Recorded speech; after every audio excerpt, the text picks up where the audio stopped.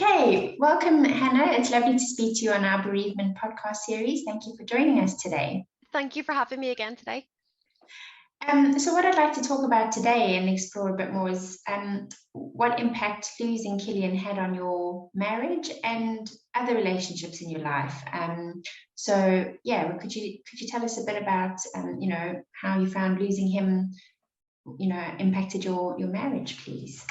Of course, I mean, obviously has an absolutely massive impact. In fact, one of the things that I do like to talk about quite a lot is kind of how to actually, how to kind of keep your marriage or your relationship going and how to kind of be in a good place, because it is something that will, it's probably one of the most challenging things that anybody will ever go through. And for a relationship, that can be very, very difficult. And I think probably one of the most difficult things at the start is that you may be coping in very different ways. So, one of you might want to talk a lot and, kind of say his name and kind of really, really, keep him a part of your lives. Whereas the other person might really not be ready for that and might just be, just struggling and just kind of trying to survive and just not ready to, to kind of talk about that. So for me, kind of it did have an absolutely massive impact. It was very, very difficult. There were lots of very, very difficult days. But what I can honestly and genuinely say, and for anybody who is listening to this, who's going through a real rough patch at the minute, we're in a really good place now. And it did take a while, but we genuinely are. And there genuinely is there is another side. Once a little bit of time has passed and it's not just quite so raw and, and so difficult. What I found was that for my husband, it took him a long time to even sort of say Cillian's name, and that's fine. That's okay. There's no, it doesn't mean that the loss is any different for him, just because he wasn't able to say that or do that, and that's fine. What I would say is just keep on talking, keep on communicating, even if there'll be a lot of days where maybe you don't really want to talk, and again, that's fine as well. But when you're ready, just talk and communicate and just just try and spend a little bit of time together as much as you possibly can. And if you are a bit concerned, certainly maybe if you're kind of looking at your your partner or your husband and you're thinking, oh, I'm really worried about them, they're maybe not really coping. There's a lot of different things out there for men and for dads, because obviously the way that they will cope and may be very, very different to kind of how we would cope. So obviously don't panic and don't worry too much if what they want to do and how they find they get help is not the same as how you get help. That's okay. But I think for us, probably one of the nicest things that we did was just after a couple of months after we lost Cillian, it was Paul's birthday, and we went to stay in a little cabin, and it was really lovely. It was just a really nice weekend away. It was about maybe a 2-hour drive from where we are now, so it was a real just kind of get into a completely different area. Nobody knew us, it was just really nice to kind of just get away from everything. And I think on that day it was lovely because it was just it was time for us, and it was just a little bit of time to kind of reconnect and just it was just really, really nice. And I feel like I'm probably rambling a little bit trying to get this point out, but no, not at all. Yeah, I think we've spoken about it before. A change of scenery can be, so helpful, and just the thing that actually, is a catalyst for change or for feeling better. But no, and I hear what you're saying, Hannah. It is quite difficult to be on different pages with your partner if you're wanting to express your grief or your feelings like this, and they just not in the same place or they're not ready. It can be really, really tough, and you can probably find yourself feeling, well, why don't you feel the same, and what does this mean, and will you ever feel the same as me, and you might never feel the same way at the same time, and that's okay. I think what you're saying is just go with it and give the other person time and give them space to feel the way they need to feel and deal with it the way they need to deal with it. So I think that's really important. absolutely. And I think the point you've said there about just kind of giving each other space, that's so important, isn't it? Just kind of whenever you're not ready to talk and you just want a little bit of alone time, just kind of giving that space is so important. I mean, I know that one thing that we do now is like every single week. So we both work hard and we both work different days. But what we'll do is we'll have maybe one night a week at least where we'll just say, right, tonight we're not doing anything else. We're not going out to anywhere. We're just going to make a lovely dinner. And we're going to watch a nice movie and we're just going to relax and just have a little, almost like a little home date night. Yes. So that's lovely now. I mean, that's where we are now. After we lost Cillian, we certainly weren't there. We were not in that place. No. But now we're there, and it's something that, giving each other space and talking whenever you're ready. Certainly, maybe if you're ready to, maybe say you want to go and get a little bit of counselling or anything like that. After you've kind of gone through that phase, there definitely is there's a lovely place waiting for you whenever you both you get to, when you're ready. I suppose is what I'm trying to say. Absolutely. And just to mention at this point that SOFT does offer trained peer support for people who've been through a bereavement. It doesn't matter what stage of your journey, doesn't matter what reason you're bereaved for, whether it's stillbirth or a baby who's passed away shortly after birth, or even if it's an ended pregnancy. So, you can reach out to SOFT UK. We have email addresses and a phone number, so you can speak to somebody however it suits you. And those are all people, all our volunteers are people who have experienced trisomy 13 or 18 in some shape or form. And you also mentioned dads and sometimes how they deal with things differently. We also do have a Facebook page supporting dads specifically, so they can join the Facebook group and chat or comment or ask questions, whatever they need in a space that's just for dads. So just to mention those two things. And it's so fantastic, all the different kind of support that we offer. And I suppose one thing I'd maybe kind of touch on again that I discussed, I think maybe on the first episode, was, if you're in a stage where, let's say maybe 8 or 9 months have passed and you're kind of feeling you're maybe in a better place, but you're having a really bad day, or you're struggling, or you want to talk about, what do I do? How do I, what do I do in this stage of my relationship? We're always here for any of that. It doesn't have to just be, it's just happened and I'm really struggling. Even if you're having, if it's quite a bit after and you're just having a bad day, or you just want to talk, or we're always here for whatever it is that we can help with. Absolutely. So Hannah, we've spoken about your relationship with your partner, your husband. What about relationship with other family members or friends or colleagues at work? How has losing Cillian impacted those relationships?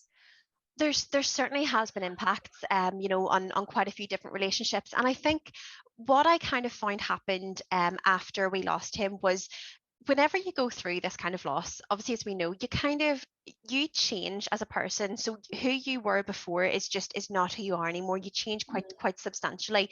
And I think, it's not necessarily all bad change.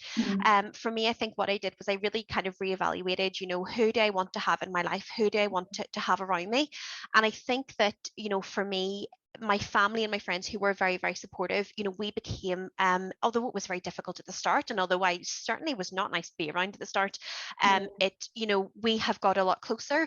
Like I'm, even with my family, with my in-laws, I've got my husband's parents, and he's got 3 brothers, and his brothers all have partners, and I think probably we're probably a lot closer than we've ever been, actually, because they have been so supportive.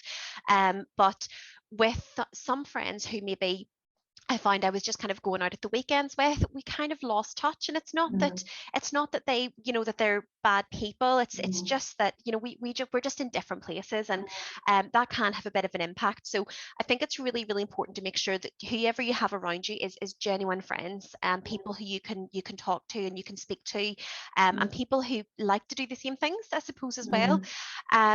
With work, whenever I went back to work, I was terrified. I was honestly so scared.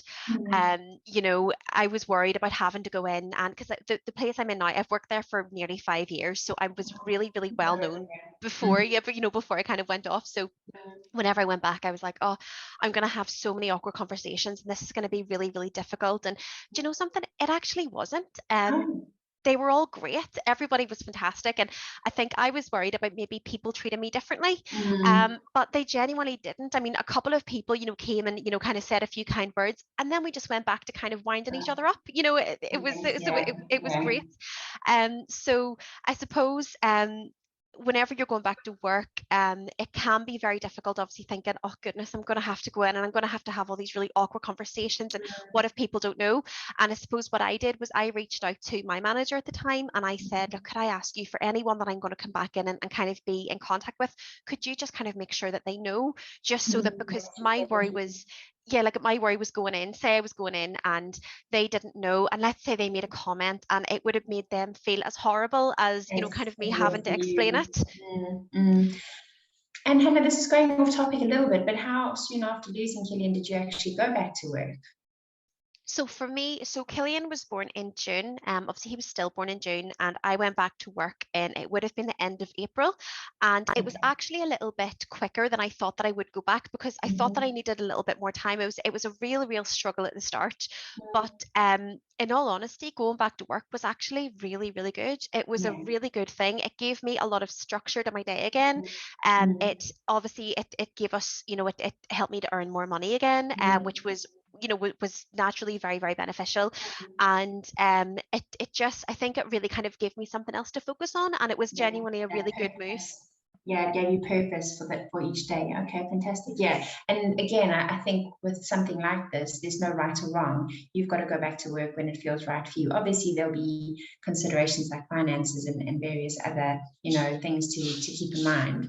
But it's something that you can really only do when you feel ready for it. But I'm really pleased to hear that it was a positive experience for you and that people actually, you know, were kind and addressed it as opposed to just pretending it didn't happen. Or yeah, but I think it's, you've also raised a really important point about communicating what's happened to you, because that kind of avoids that awkwardness, or you know, some people know, some people don't know, and you know, whispers in the corridor, whatever it may be. So your idea of actually asking your manager to communicate your news on your behalf is really very quite a good one. Definitely, it just kind of, I think, you know, whenever you've gone through this, you have enough to worry about. You know, going back to work itself can be a worry, and it just takes away a bit of pressure, you know, that, you know, well, everybody knows, and you know, we don't need to go through the same conversation. And we'll all have people that we're naturally a lot closer to in work, or we'll have our work Mm, friends. And it mm, just then means that whenever your work friends know, well, they're there to support you as well, and they're there to make sure that you're mm, okay. So it was really yeah. important. And you know, a very good point you've made there is obviously it's up to you when you're ready to go back. Mm, Some people might find they're ready after a couple of months. Some people mm, might find it'll take a lot longer. And either mm, way, there's no right or wrong answer. It's whatever mm, suits you best. mm, mm. Yeah, it's a very individual thing, I suppose. And Honey, you kind of touched on the fact that you changed as a person. Would you be able to put into words how you've changed, or is that kind of more of a way you feel inside? I think it is. I think it's one of those things. It's really difficult to kind of put down to one word, one kind of set of words, because I think, you know, you change so much. You know, it's whenever I kind of look back at who I was before and I look back now, you know, to be totally honest, I'm really proud of how far I've came, you know. And whenever I kind of look at the journey I've been on, you know, I do look and I think, you know something, I'm doing good, you know, I really am doing good. And I think um I'm a lot more kind of I can't even think of the word. Like you know, I will kind of make sure that I will do what's right for me. Mm, mm. You know, What do you with mean? you know, whatever's going on. And I think at the same time, I do think you get a lot of, like, I've always been quite an empathetic person, but I think it definitely has kind of increased that quite a bit. Mm, So like if somebody in my team is maybe kind of going through a bit of a rough time, or if certainly if anybody goes through anything similar, you know, any sort of baby loss, it's certainly mm, something that I would be very you know, empathetic on, and making sure that they're okay, and things like that. I think the way that I kind of look at it, and the way that I will kind of voice it to me, and the way that I feel different is, you know, to me, when I lost Cillian, you know, I lost a bit of me as well, you know. And that bit, that part of me will never come back, but I mm, would never want that to come back, because the way I see it is mm, that's with him. And mm. you know, when you know, whenever I meet him again, obviously, you know, that do you know what I mean, I wouldn't want that Yeah, part back until I meet him again, if that makes yeah. any kind of Oh, sense no, at all. 100%, 100%. Yeah. um So yeah, it's you change, but you would never, after going through this, you would never want to be the Mm, person that you were before. mm. Yeah, I think that's probably. Because it wouldn't be, you wouldn't be you now without having had Cillian. So I understand what you're saying. It makes a lot of sense. Definitely. Yeah, it's definitely, one of those things that you've kind of said there, even though it is a very, very difficult thing to go through, it's not something you would take back because you have met Yeah, them, and they yeah. have been a part of your lives. Yeah, and it sounds like you've also learned to put yourself first, and not in a selfish way, but in a way that means you're looking after you. And as we've said already, you can't be okay if you're not looking after yourself. You can't be a good wife, a good friend, a good daughter, whatever the case may be, if you haven't put yourself first and made sure you're okay. So I think that's a good lesson for you to have learned. Absolutely. And it's something that probably whenever I look back to kind of before, I mean, talking about it now, it's not only before having lost them, it's before lockdown, even before COVID, Mhm. and you look at how Mhm. different you were, back before then. Mhm. And I think that probably I was like a lot of people, kind of, running around from here to there, from work to events to, to different places, never really given myself a minute and just kind of, Mhm. running around and just doing everything. And now that I can kind of say, okay, well, I will look after myself and I will put my self care first because I know that I have to. And as the saying goes, you can't pour from an empty cup. You have to look Mhm. after yourself as well. Mhm.